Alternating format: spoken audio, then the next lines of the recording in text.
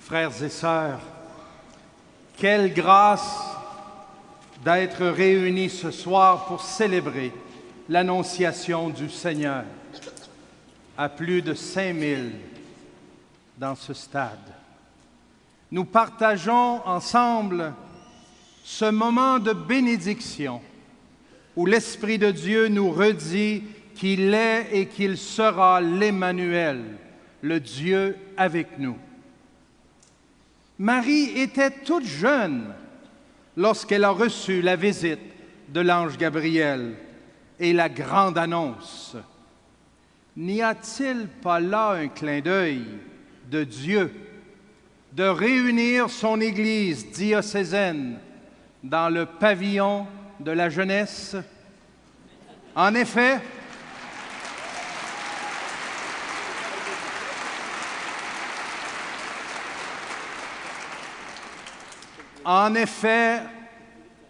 notre Dieu nous invite à croire que notre Église, comme Marie, peut accueillir une nouvelle mission, entreprendre un nouveau départ, connaître une vie nouvelle. Marie répond à l'appel de Dieu en disant que tout se passe pour moi selon ta parole. L'auteur de la lettre aux Hébreux que nous venons d'entendre en anglais met sur les lèvres de Jésus ces mots que je redis ce soir du plus profond de mon cœur. Me voici, mon Dieu, je viens pour faire ta volonté. Après les émotions vécues lors de l'annonce de ma nomination par le Saint-Père comme archevêque de Québec, cette parole est montée spontanément en moi. Elle s'inscrit dans la suite de mon premier oui il y a déjà plusieurs années, à donner ma vie, toute ma vie, au service du Christ et de son Église, sur le chemin de ma vocation.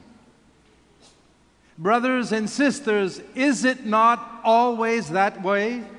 We journey in God's presence, we hear His voice, and we come to answer His call. The Word of God patiently awaits an answer from each one of us. We advance, sometimes with doubts or fears, yet the prophets, our Blessed Mother, the Virgin Mary, the disciples and the saints throughout the centuries, each one of them has taught us to trust. Yes, to trust in God's call, in His Word. And as we answer His call with faith and hope, our heart is touched by that love that guides our life. God intervenes, sometimes unexpectedly, for He is always the God of surprises. Dieu fait irruption dans nos vies à des moments inattendus. À l'exemple de Jésus et de Marie, nous sommes toutes et tous invités à reprendre le « me voici », ce « oui » qui change notre vie, qui bouscule nos projets, devient en même temps, j'en suis sûr, un « oui » qui nous libère pour laisser toute la place à l'œuvre de Dieu en nous. C'est un « oui » qu'il nous faut redire chaque jour. La responsabilité que j'assume ce soir remet en mémoire la parole de saint Augustin. Avec vous, je suis chrétien. Pour vous, je suis évêque. Oui, avec vous, je veux continuer à marcher en quête du Dieu d'amour, du Dieu qui m'a brûlé le cœur. Avec vous, je désire vivre et découvrir chaque jour et davantage la beauté et la grandeur de notre mission de baptiser. Annoncer la bonne nouvelle de l'Évangile à chaque personne pour lui redire qu'elle est aimée par un Dieu Père, sauvée par le Christ Jésus, sanctifiée par l'Esprit Saint. Avec vous, frères et sœurs, je veux être témoin. Je le dis pour vous et pour moi. Je veux être cette bonne nouvelle dans le concret de mes regards, de mes paroles et de mes gestes. Mais en même temps, pour vous, je suis évêque.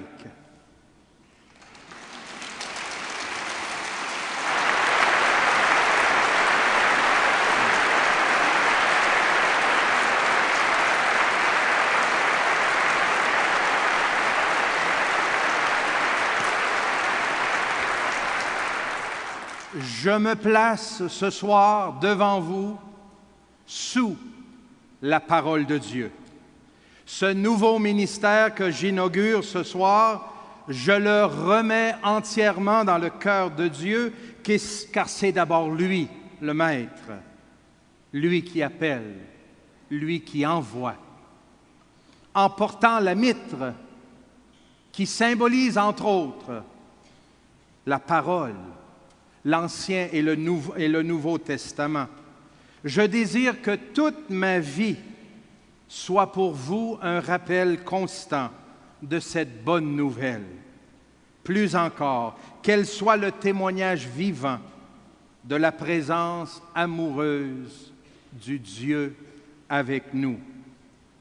Être un pasteur selon le cœur de Dieu, qui rassemble toutes les brebis du troupeau et part à la recherche de celle qui est perdue, de celle qui se sent exclue, de celle qui s'est trompée de chemin, trompée de route et qui cherche le chemin du retour à la vie, de celle qui souffre trop pour avancer par elle-même. Rassembler le peuple de Dieu, voilà ce qui me passionne. La première lecture nous le rappelait. À l'époque du roi Akaz, roi de Juda, les temps étaient difficiles. La situation sociale et religieuse était critique. Le prophète Isaïe paraît alors dans l'histoire pour soutenir et raviver l'espérance. C'est Dieu lui-même qui s'engage devant le roi et devant son peuple. Voici que la jeune femme est enceinte, elle enfantera un fils et on l'appellera Emmanuel, c'est-à-dire Dieu avec nous. Aujourd'hui encore, le monde et l'Église font face à des zones d'ombre et de ténèbres. Forts de l'esprit, nous prendrons ensemble les décisions qui s'imposent pour que la fraîcheur de l'Évangile se communique à tous nos frères et sœurs. Mais surtout, avec audace et courage, nous marcherons ensemble dans les pas de celui qui est la voie, la vérité et la vie. Avec audace et courage, frères et sœurs, nous marcherons ensemble en témoins de l'espérance. Dieu tient promesse.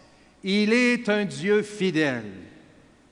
Il est ici, vivant et ressuscité au milieu de nous, l'Emmanuel, le Dieu avec nous. C'est lui qui nous ouvre le chemin. Lorsque les situations nous sembleront sans issue et que nous nous demanderons comment cela se fera-t-il, comment cela va-t-il se faire, Dieu lui-même prendra l'initiative, comme il l'a toujours fait au cours de l'histoire du salut. Il fera à travers nous le miracle au temps voulu, car rien n'est impossible à Dieu.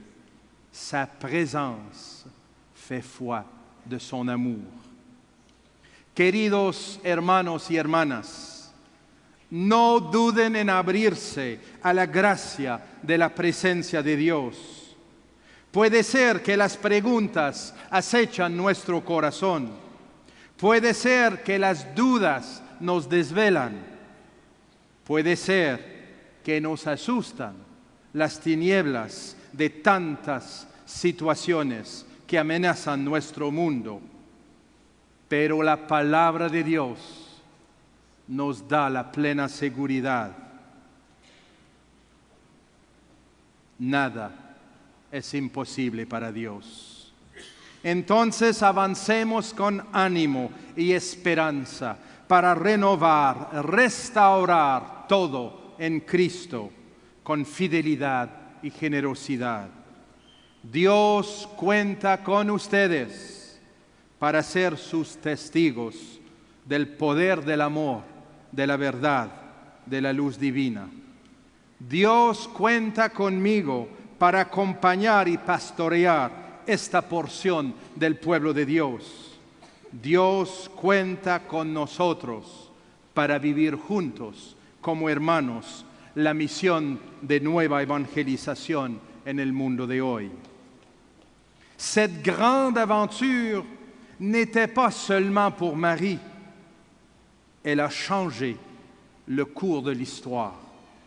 L'annonciation que nous célébrons ce soir nous engage comme Marie à faire place, toute la place, à l'Esprit Saint. L'Esprit souffle où il veut. Il peut nous surprendre à l'Annonciation, comme sur la croix ou au matin de Pâques et à la Pentecôte. Ouvrons notre cœur. Riche de notre passé, faisons place au neuf que Dieu veut faire en nous et avec nous, au milieu de nous. Osons du neuf. Fort de notre histoire, projetons l'avenir en nous appuyant sur des saints et des saintes qui nous ont tracé le chemin. Chers amis, écoutez bien, regardez bien. L'Esprit souffle encore aujourd'hui. Comme au premier matin de la création, il nous invite à accueillir la vie nouvelle. Comme sur Marie à Nazareth, il nous couvre de son amour. Comme au matin de la Pentecôte, il renouvelle son Église. Ce soir, il m'invite à un nouveau oui qui engage toute ma vie. En répondant à l'invitation de participer à cette célébration, vous aussi, vous venez dire au Seigneur, « Me voici ». C'est ensemble que nous sommes Église, appelés à être les annonciateurs du Verbe fait chair. Ensemble, nous avons une parole à dire au monde de notre temps. Nous sommes les hommes et les femmes de la nouvelle évangélisation, dont l'Église a besoin aujourd'hui pour vivre les défis de la mission. Aujourd'hui, ici et maintenant, nous reconnaissons l'urgence d'être sur les routes du monde, les routes de la famille, du travail, de l'éducation, de la santé, de la recherche, des nouvelles technologies. C'est notre place d'être avec les pauvres, les petits, les sans-abri, les artistes, les jeunes, les ouvriers. Tout le monde a droit de recevoir cette visite qui annonce la bonne nouvelle. Impossible de laisser cette tâche seulement à l'évêque, au prêtre, au diacre.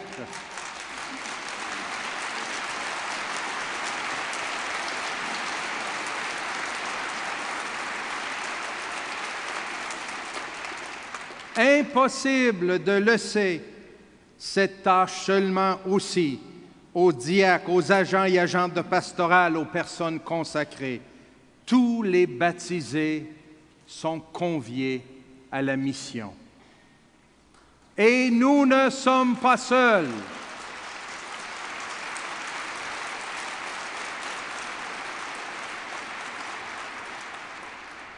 Et nous ne sommes pas seuls. Avez-vous remarqué comment l'évêque marche avec son bâton pastoral? Le bâton le précède, pas en arrière, ni sur le côté, mais toujours devant lui. C'est le symbole de Jésus, le bon pasteur, qui marche devant l'évêque,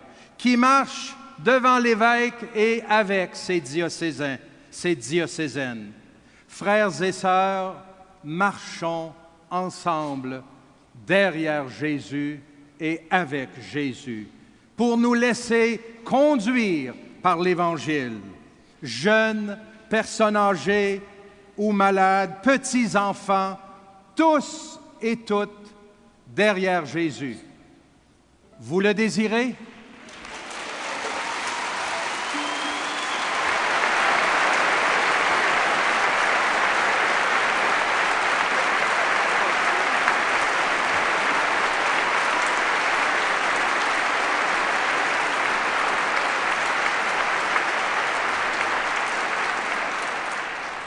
Il n'y a pas de plus beau programme que celui-là. Apprendre de jour en jour à marcher derrière le bon pasteur, lui, le Maître, le Sauveur, Jésus-Christ. C'est avec cette image du bon pasteur que je vous propose, en terminant ces 4 pistes, pour faire route ensemble. Je ne fais ce soir que vous les nommer tout simplement, car j'aurai le plaisir de vous en parler longuement au cours des 22 prochaines années, si Dieu me prête vie.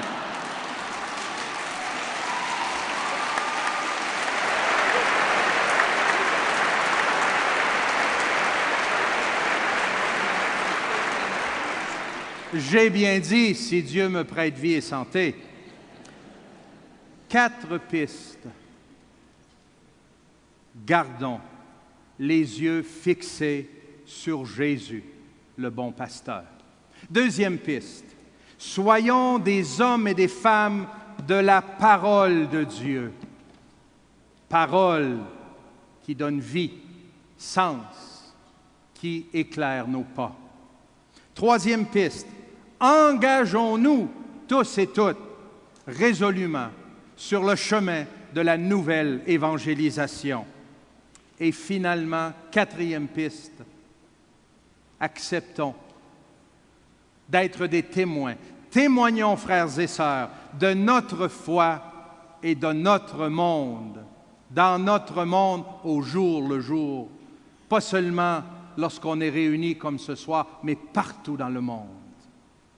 Frères et sœurs, le oui de Marie, qu'il me soit fait selon ta parole, nous permet de recevoir Jésus parole, le Verbe fait chair, que le Christ présent dans l'Eucharistie nous donne de redire aujourd'hui et toujours, « Me voici, Seigneur, je suis venu pour faire ta volonté. » Et j'aimerais terminer en chantant avec notre magnifique chorale et avec vous, bien sûr aussi, un chant inspiré des paroles de Marie de l'Incarnation, une des femmes fondatrices de l'Église du Canada, avec le bienheureux François de Laval et la bienheureuse Marie-Catherine de Saint-Augustin. Le cœur brûlant de Marie de l'Incarnation pour la mission en Nouvelle-France lui a fait dire et a fait chanter Robert Lebel « En ce pays qui est le mien, je voudrais tant porter ton nom. » C'est mon désir le plus profond pour le diocèse de Québec. Portez avec vous le nom de Jésus, le nom qui sauve et guérit, le nom qui renouvelle et qui relève, le nom que Marie a porté, le nom que Marie a porté et devant qui tout genou fléchit, l'Emmanuel, Dieu avec nous. portez cette bonne nouvelle, portez Jésus au monde. Chantons.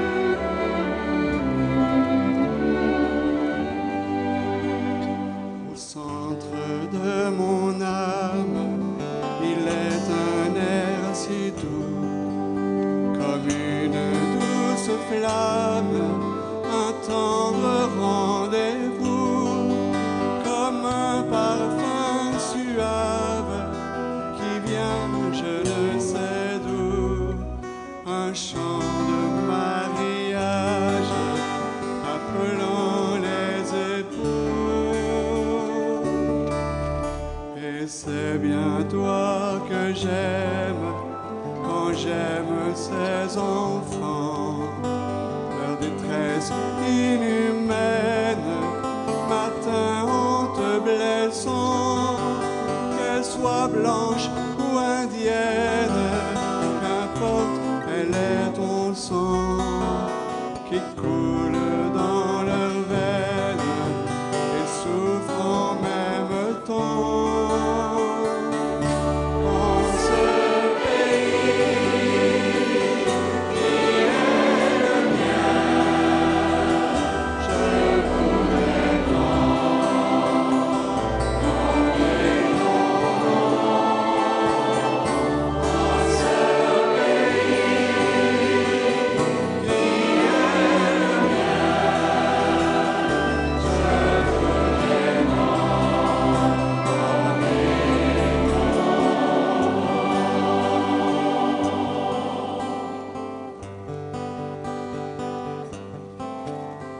Mon âme sans frontières élargit sa maison. Depuis ce coin de terre jusqu'aux quatre horizons.